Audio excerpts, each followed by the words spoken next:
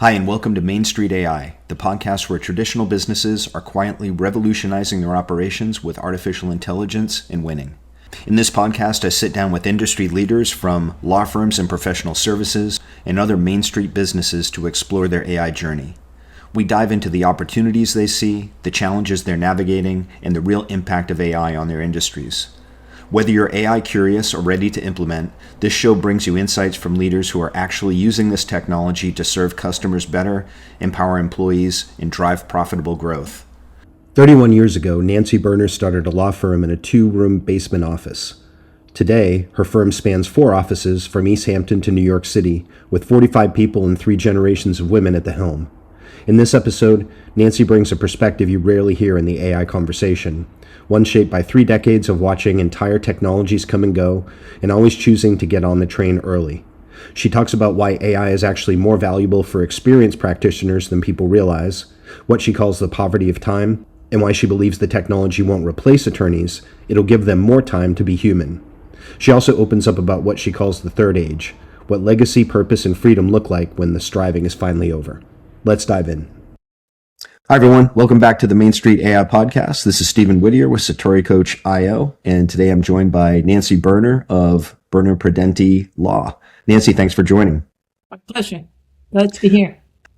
Excellent. Could you tell us a bit about your firm, what you do? Okay, we are a boutique law firm in the sense that we practice in limited areas of elder law, trust and estates, guardianship law, and real estate. Okay, great. How long have you been operating? And I saw also that you're listed as a woman-owned business.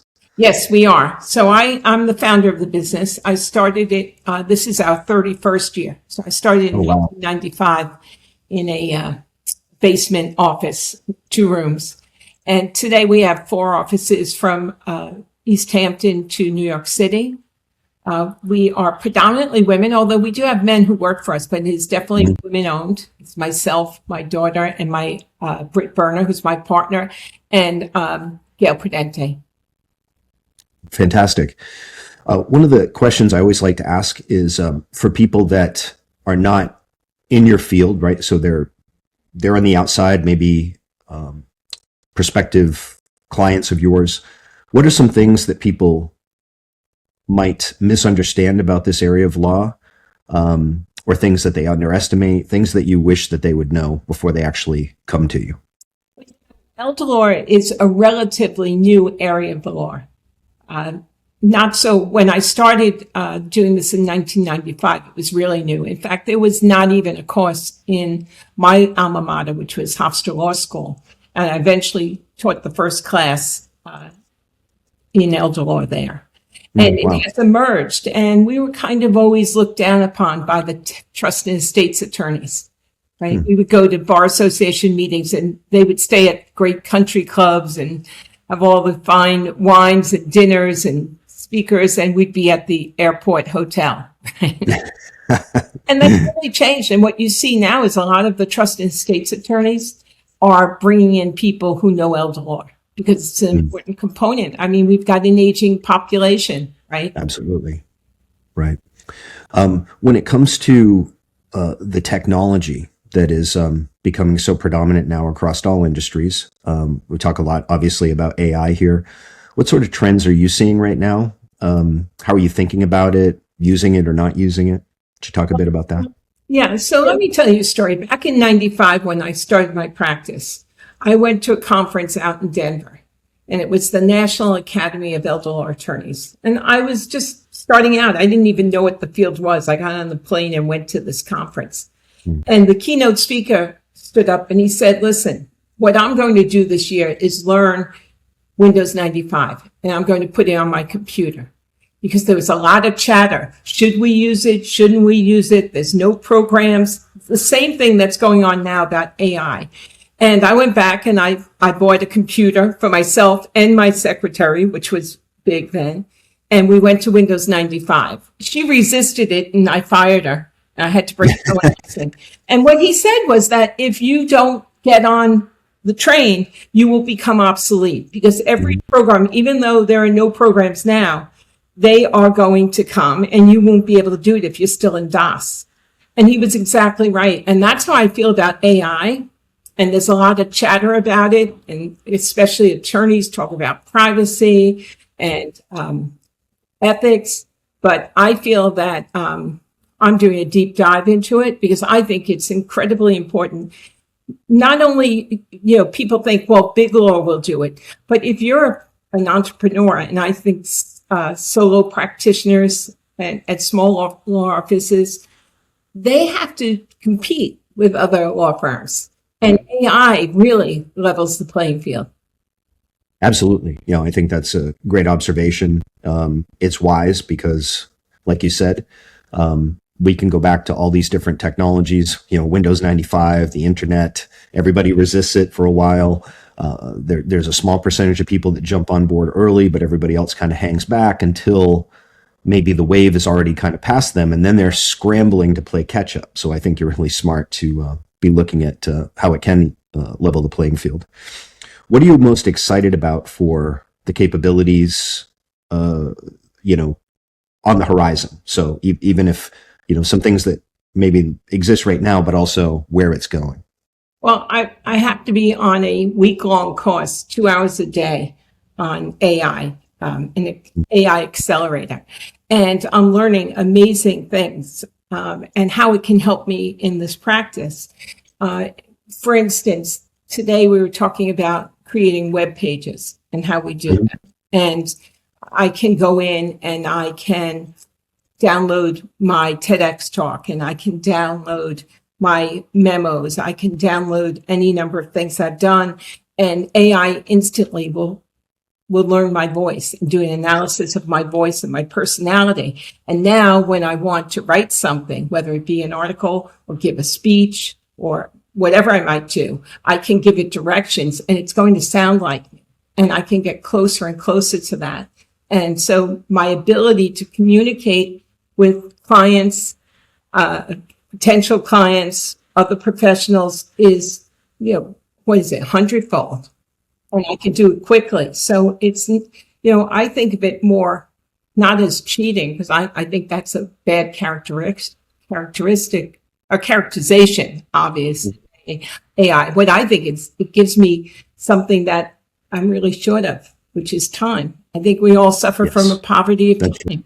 And if I can speak to AI and it can give me a shortcut to where I have to go, it's tremendous. I also think it's interesting because they call it generative. And I find it's generative between myself and the program because I'm speaking to it. It's organizing my thoughts for me. And then I can go back and fine tune it. I get closer to who I am by using the generative nature of the relationship between myself and AI. Right. Yeah, that idea of the second brain that you build is can be very powerful. What are you most? Let me rephrase. If you were to look out about 5 years from now, do you have any sense of what might be radically different in the field because of some of this technology versus what might still look the same? Well, I'm an optimist, and I think that it's going to revolutionize things for everybody. And in the field of law, I think it's going to give us more time to be human, more time to speak to our clients, more time to think about what the human brain can do, because a lot of the things that can be done by AI will free us up. It's going to give me more time to be actually a better version of myself as an attorney. I really like that. You said, I think it's going to give us more time to be human. That's such a great inversion of the paranoid side, which is, to what degree or extent is it going to replace us? Giving us more time to be human. I think that's a great way to put it. Very concise and profound. I'll pivot back over to your practice for a minute. And could you tell me a little bit about what do you think you do extraordinarily well, with all this 30 years of experience now, that maybe sets you apart from others who are in your particular domain? Well, I think we've always been ahead of the curve in terms of technology. And if you're going to run firm, and we're a mid-sized firm. We have 45 people in the firm over these 4 offices.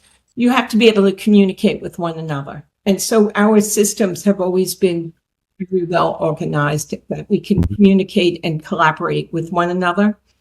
And we have set systems and procedures in place so that we can better serve our clients. So the more that we can do automatically frees us up for doing the things. Again, it's the early stages pre-AI. You have to set up systems and procedures in order to do the type of volume that we do, and still be human. Because my thing was, I didn't want to be a trust mill, one of those companies that just does trust and they spit them out one after the other and they all look the same. I really believe that as attorneys, we are counselors at law, and people come to us for advice, and that's what they want to hear. But if if we're backward in terms of technology, we'll spend all our time creating documents, which maybe they can or cannot get off the internet. What they really need is our advice and our experience. Yeah, no, that's very important. Some of the more production level law, that's, I think, where maybe it's warranted that some of that, like you said, just being able to churn out, a trust, maybe AI will be able to do that. But it's the advisory, the consultative nuance there that's going to set apart that. I don't see AI replacing that anytime soon. So exactly. That's great.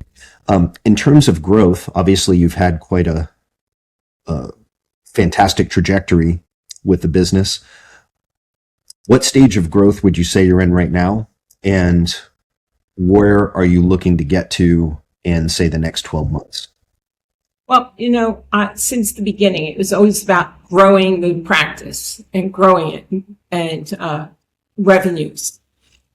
Then I did a deep dive into a course in CFO and finances.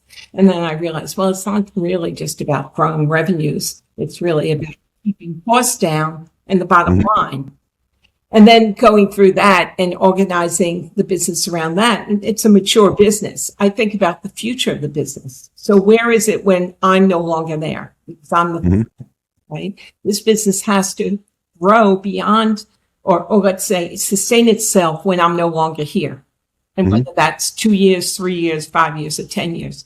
So again, it's about training everybody who comes in and building, instead of this being a pyramid with me at the top, really building a firm that will go on for other generations. My daughter is the managing partner now. We have we have 11 other attorneys. They are building their practice. So we're going to build it the way that they want it, not the way I did. And I will tell you that I was always striving, and I'm not striving anymore. I really feel that they may have different priorities, right? So the crazy generation that I was in, where we worked day and night, and we brought our kids to, the office at 10 o'clock at night and put a video on so they could watch it, and we were doing work. The next generation doesn't want to do it like that, and I applaud them. So we have to be smarter using tools like this. And so I don't know if we'll grow in volume. I think we're just going to continue to be the boutique law firm that we are, and just do better than we ever did. And everybody has a life. And I think that's what's important. Because I think, if anything, we suffer from a poverty of time. And as you get older, you see that more and more.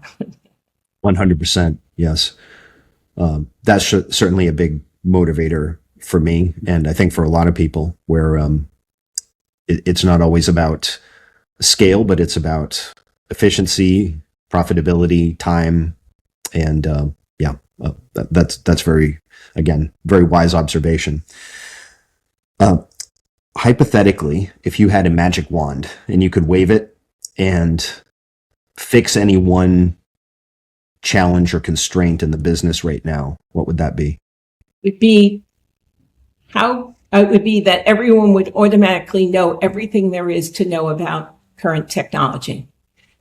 We'd probably work 3 days a week instead of 5. Right. So part of it you see is the challenge of adoption. Yes. Is that fair to say? Yeah. So making sure everybody is on board with all these systems, so that, you can have it firm wide. I'll tell you, it's a funny thing because most people think, and I read some things from the Bar Association because they had a whole program on AI and adopting it in law offices. And they were talking about getting younger people in your firm who could help and assist it. And the funny thing is that for older people, okay, obviously I've had this business for 31 years. I'm not a spring chicken.